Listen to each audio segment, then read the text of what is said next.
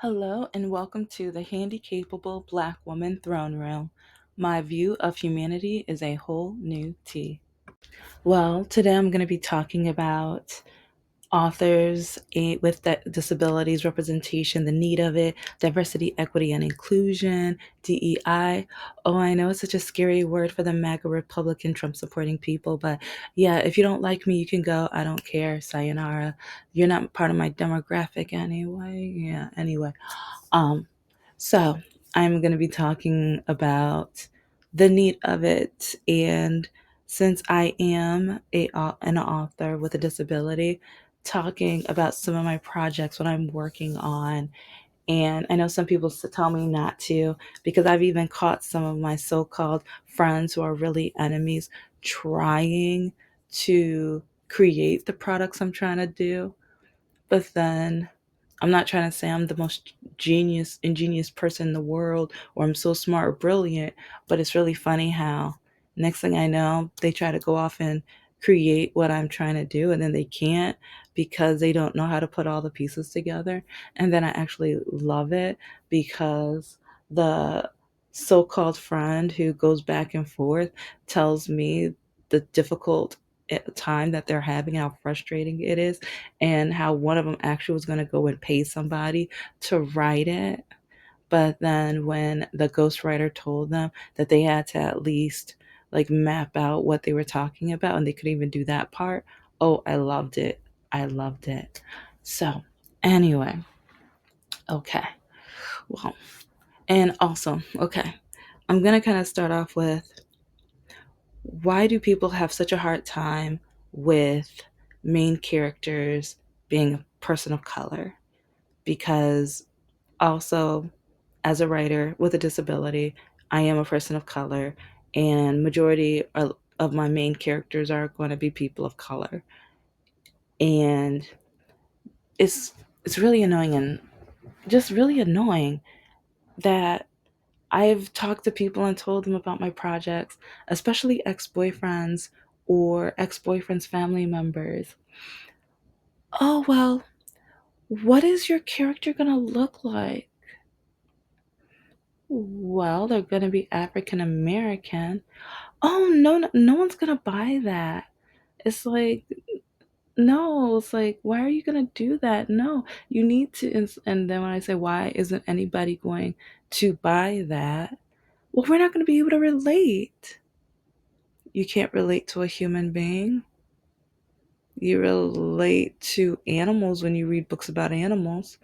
How can you relate to an animal, but you can't relate to a human being that's a different pigment than you? Please tell. I want to know. I need to, like, okay, if any of you guys know how you can relate to Peppa Pig, but you can't relate to an African American mermaid, or like any character that is African American, or even Snow White that is Hispanic, can you tell me what the difference is with being able to relate to a pig and not a person of color, someone of the same species? Please and thank you. And even the fact that they are so determined to ban every book that it includes even people of color, LGBTQ, and there's even one with disability, but it's for a really stupid reason. And even though, speaking of animals, some of the books they're trying to ban is because the animals aren't wearing clothes. I repeat, because I mentioned this before in another episode, but I never know which order I'm going to put these, so I don't know if it's up yet. I think it is. But yeah, there's the group of Republican book banners who are literally trying to ban books because the animals are not wearing clothes. So part of me is just like, okay, so when we go to the zoo, do we need to start putting clothes on the zebras? Do we need to start having a fashion show with like the alligators, reptiles, and all the other, like with the polar bears? It's like, I mean, they already have fur, or it's like they already have a jacket. Do we really have to put more on them? What are we doing? And the kangaroo, they even got pockets. They even got pockets. So do we really have to put clothing on them? Come on now. Come on now. because they are literally, because, okay, that means we really need to ban, and I repeat, we really need to ban the Bible, Adam and Eve, the beginning of it. I mean, there's so many reasons why. Like, because the same reasons people are trying to ban any and every other book, those same reasons are in the Bible. But especially the nudity, the nudity, Adam and Eve, right there, front and center, beginning of the book. So, yeah, if you try to tell me, like, I don't know, it's just, mm, don't get me started. But anyway, whenever I try to talk about my books to other people, either they have an issue with the character not being white, or even the names. What are you going to name your character? And like with my first novel, it's like it's kind of funny. Either black people tell me the name isn't black enough, or white people tell me that they won't read it because someone with that kind of name, it's like they won't be able to pronounce, or it just doesn't make any sense, or it just makes them feel like they cannot connect. And I'm just like, what?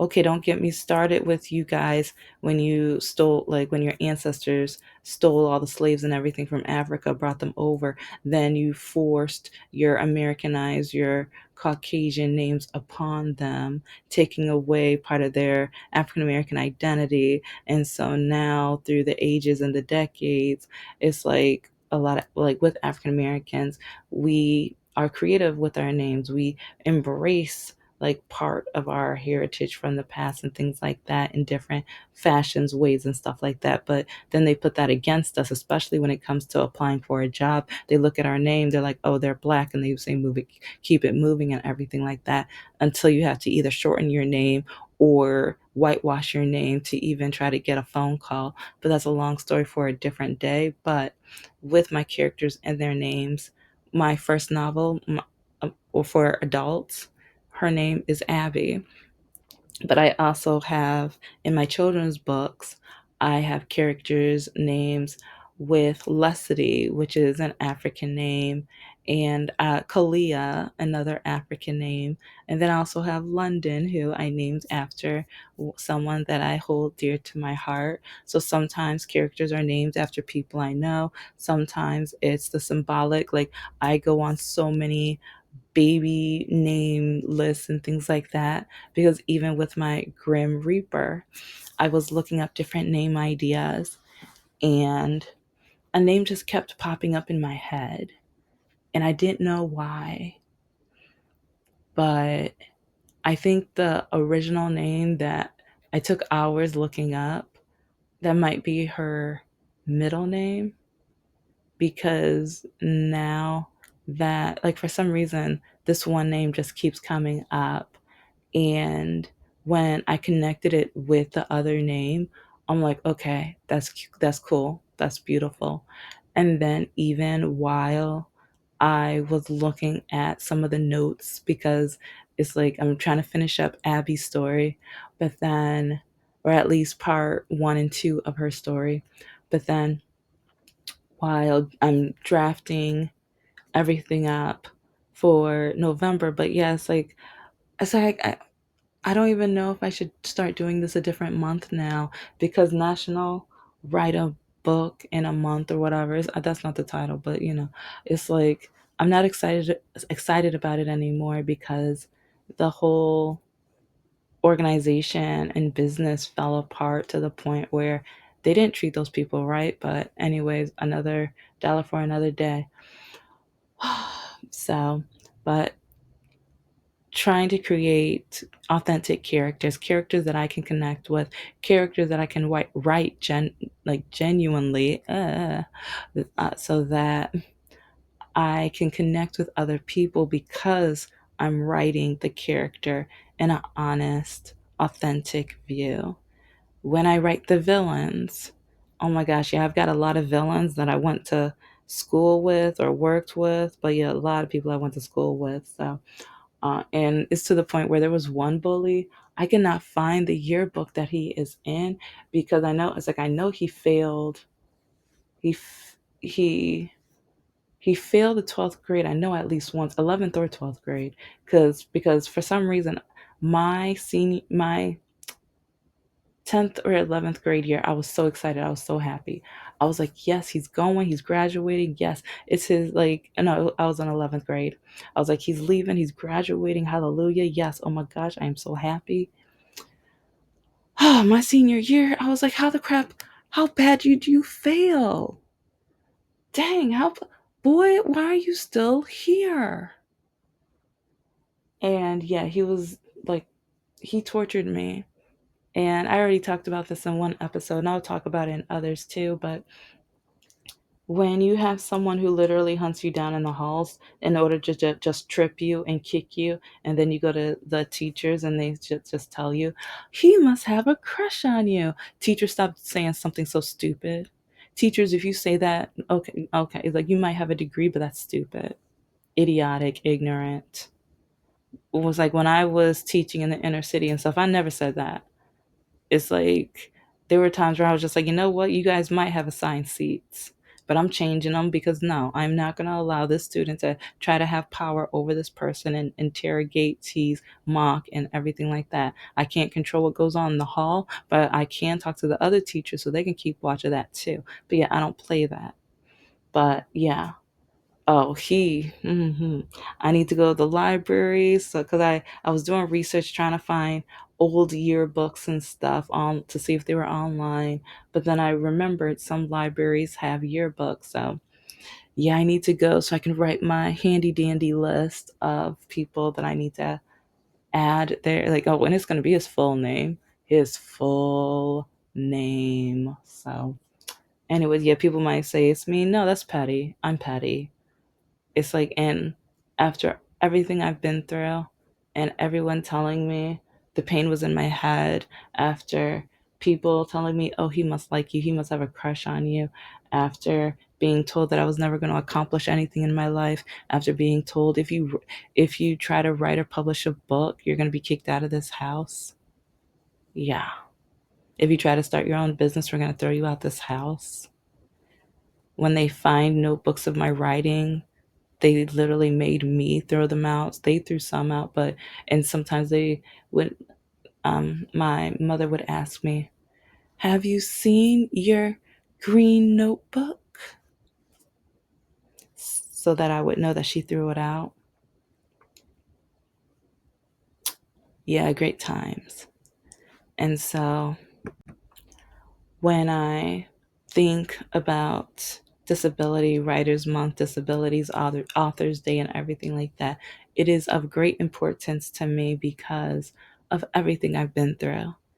And with diversity, equity, and inclusion, people need to read about our perspectives, what we go through.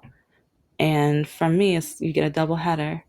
It's like, and for men who read it, they get a triple because they get to read the female perspective, the person of color perspective, the disability perspective, and reading about characters that are nothing like them. Because there are a lot of men out there who they don't understand whatsoever.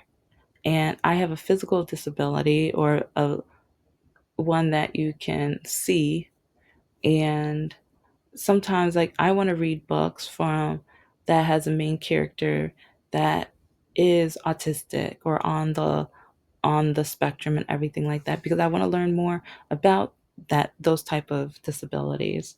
It's like I've dated some guys which yeah, okay, I'll I'll save those for a different day because it's really bad when a guy that's on the spectrum tells me, "Oh, I guess I'm the lucky one." It's like you're stuck with everyone staring at you. It's like everyone's gonna see what you're stuck with or what I like. I mean, it was a long conversation. That's why I'm gonna leave it for another one. But if people could read what has been told to me, if people could read my situations, because a lot of people don't have empathy or sympathy or compassion or full understanding. When I am going to work or shopping and I park in a disability parking spot, why are you parking there? You don't look like anything's wrong with you. What's wrong with you? No, you have to tell me. What's your diagnosis? You need to tell me. It's unfair. You're taking that from somebody who actually needs it. While I'm going to the back seat to get out my walker. Then I get it. Oh, well, you're really young. You can make it. You can park a little farther. Or, oh, I didn't know. I wouldn't have thought you would need that. Well, what is wrong with you? And a lot of these same people would even say if they're vaccinated or refuse to get vaccinated or would not wear a mask and things like that. But you think you have the nerve to try to ask me what my diagnosis is? Oh, bye. Goodbye. So, with a lot of these situations, I'm putting them in my book. With a lot of the realizations of the situations, the harshness, the rudeness, the bullying, I'm putting them in my book. But I am also going to be putting the good times. It's not all bad. It's not all bad. But I make sure that I share the ignorance. Because if people learn, which a lot of the Republican Party, they don't want you to learn. They're banning books because they don't want you to learn. They don't want you to have empathy, compassion, or sympathy. They want you to just focus on one book, the Bible. And this is my opinion because even coming from the church that I've been to for 30 years, gonna start trying to look for a different one. But I remember even when my pastor was preaching about marriage advice and dating and everything like that, he was like, oh, men look out for the three B's. And he was like, a woman who knows the Bible, that's the only book a man cares about, you knowing the Bible. And it was like, what? What about being highly educated in different books, having different passions? And it's like just the Bible. Like, see, I've been on dates with those kind of men. That to me, that's boring. It's boring. And that's one reason why I don't look like sometimes when guys on Facebook dating or some of the other dating apps, when I see pastor, swipe left. No, no. Or my top thing is going to church. Nope, swipe left. That's not for me. No, like I'm a Christian and I do go to church, but at the same time, that's not a good match for me. It's like I need somebody who loves reading all different types of genres and things like that. Because even at my church, it's like they don't want you talking about aliens in outer space. Yeah, you don't want to read my novels then, because yeah, I have aliens. I have like monsters and ghosts and everything. I have fairy godmothers and witches and stuff. Yeah, like and some people from the church I was like I remember I was speaking to somebody on my Facebook page about my books and they said I was going to go to hell and oh also they said I was going to go to hell because I have characters in the LGBTQ community and they're like I will never read your book. You need to take Ron out of your book because my main character in Abby's book is like or he's not the main character but he's like a sub main character but he's in the LGBTQ community. And I've had two or three people tell me that either I'm going to hell or they will never read my book. I better not publish it. I'll be an embarrassment to the church if I do. And having representation like that is trying to show other people that I think it's okay. And for me, I'm just like, I think it's okay to love someone. And why should I force somebody to love and how to love, when to love? Because that and I'm gonna do a whole episode or series on it, but part of me is just like, why are we trying to brainwash and tell people that who they are is not okay? How they love is not okay. Because then turn around, a lot of people once they get older, they're like, they either have to tell their husband or their wife that, yeah, I'm sorry. I was just trying to do this because of the expectations of either the church or my family or whatever, and or society. But then they get divorced and then they go and they marry somebody within the and they show their identity as the LGBTQ community. And so part of me is just like, wouldn't I want to marry somebody who authentically cares and loves me, not someone trying to force themselves to love me, someone who's trying to force themselves within a reputation or a spectrum that is not their authentic self. And so that's one reason why I'm going to write those characters in my book. And I did, like, one of my past students who read a portion, they told me to be careful. And so I am going to be careful because I wrote Ron as one of my best friends and like his full personality and everything. But he said it sounded like it was a little too stereotypical. And I was just like, no, no, no, no, no. Oh my gosh, I'm so sorry. So I did go back and I started to kind of rewrite parts of what he says because I don't want anyone thinking that I was ever trying to uh, mock or shame or anything like that. But it's like, because I remember when I told the friend, because my friend already knows that I wrote Ron with his behavior. And I remember he was just like, well, baby, I am the stereotype. Cause so he was like, so it's kind of funny because like, so I know you did a good job if they said that because he was like, yeah, honey, baby, I am the stereotype. And so we both kind of laughed because I'm just like, okay, okay, I feel a little better. But at the same time, I want to make sure no one feels like I am trying to put them in a certain box or trying to say that they all sound or look alike and things like that. So, but anyway, I am going to be writing more of my children's books, and especially educational books with phonics, numbers, counting, and things like that. And with my novels, I will be creating, I have Abby, of course. I've talked about her a few times.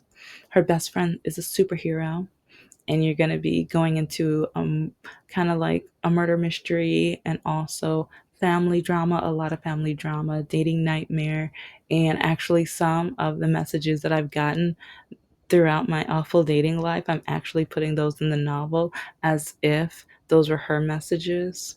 And so she gets to respond to them, something that I have never been able to do because part of me is just like, why am I going to respond to ignorant, hateful, awful, bigoted people? And so to be petty, I'm going to allow her to do it. I'm going to allow her to speak her mind. And well, yeah, I'm going to be doing, so I'm going to be, actually, I finished the novel, but then I realized I didn't. I finished three parts of three different novels. So I split it up and I am finishing book one now. Oh my gosh, it's like the way that I expanded and that I am divulging into it. I'm like, oh my gosh, this is it. Yes, I wrote the very, very first draft in 2019 while I was in pain, while I was with my 7 year waste of time, no good ex, whose family members are no good, racist, Trump supporting. But in my opinion, oh, and he, once I finished the rough draft, he told me I'll only read it if you publish it. So yeah, he's gonna love something that I did to this novel. He's gonna hate. Oh, and I don't know. It's like, why does that sound and taste so delicious when I say that? But he is just gonna hate me. Ah, yeah, good times. I guess that's part of my villainy, like, because I'm also studying what makes a great villain. But maybe because like he always bragged to me that he enjoys ruining and messing up everybody else's life, and then he always, like, whenever I needed his help, he always told me that I had to figure it out, that he could not help me, or he told me to call my father. I have a story coming up about that because yeah, it's sweetest day month, so I'm going to be telling really the awful things he's done to me throughout the relationship. But yeah, he told me he will not read it unless I publish. And he kept mocking, like while I was writing it, he was like, "Oh, you're still working on that? You're still working on that?" Then I finished it. He was like, "Oh, you finished?" He's like, "Oh, well, how long is it?" And when I showed him, it was like about 120 pages. Mouth drop. It was amazing. It was great. But yeah, he always bragged about messing up other people's lives or making other people miserable, which I know is a red flag. I should have never dated him, but my walking was so bad. I was at the point where I was like, if I end up with nobody, my mom's going to be right. So, but anyway, I'm going to be having the Grim Reaper story, which I am so excited, and I've drafted majority of the chapters out for that. And then also I have a ghost story where, like, yeah, the main characters are both dead. And then I have another superhero, but it's gonna be like the main character's female. She's married with her husband and everything. Yeah, but yeah, you're gonna that one. I'm not gonna say too much on because yeah, it's like the spin is pretty cool, and oh, she's a mom and everything too. So but yeah, there's a few other ones, but those are the main ones that I am tackling right now that I'm really really excited about. And then with my children's books, I have London's Tales that's finally going to be coming out soon, and then I have more with like other characters. And I'm going to be creating something for the Gray Squad. I don't know if it's going to be a story or a book, but I'm at least going to make the pins for the Gray Squad, kind of like maybe the Gray Scouts. So, but anyway, this is the Handicapable Black Woman Throne Room. I am a woman, I am of color, and I am handicapable.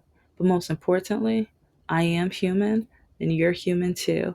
Go read a book where the main character is opposite of who you are or different from who you are in at least one way, or read a book that might be a little bit of a challenge, or just finding a book, just reading a book, read a banned book.